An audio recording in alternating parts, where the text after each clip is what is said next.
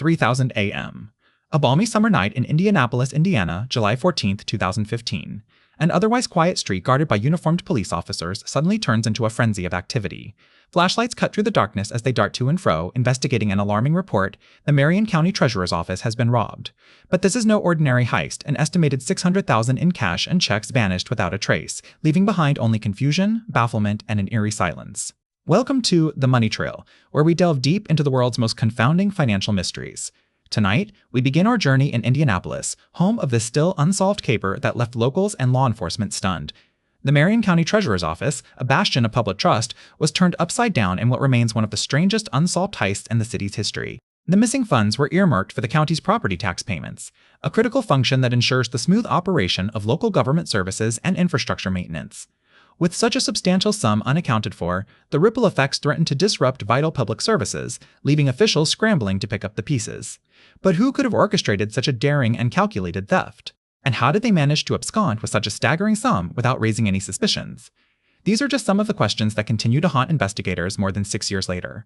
As we retrace the steps of this baffling case, we'll examine the intricate web of financial transactions and human relationships that ultimately led to this extraordinary crime. So buckle up, fellow travelers, on The Money Trail, as we embark on a journey into the heart of darkness, where money, power, and deception intertwine in a deadly dance. In the days ahead, we'll explore the shadowy world of financial crime and learn how even the most trusted institutions can become unwitting pawns in a high-stakes game of cat and mouse.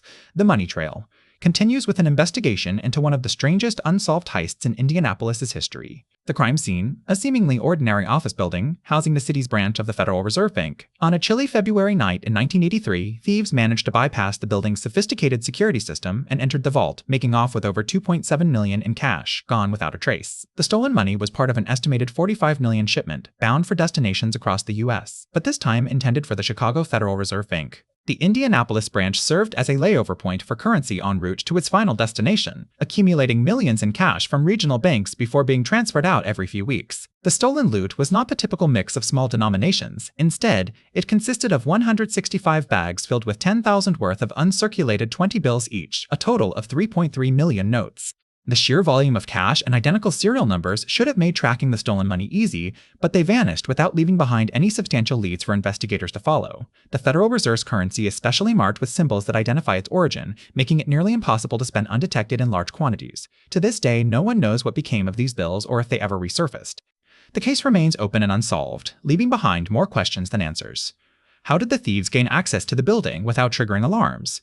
How did they transport 2.7 tons of cash away from the scene undetected?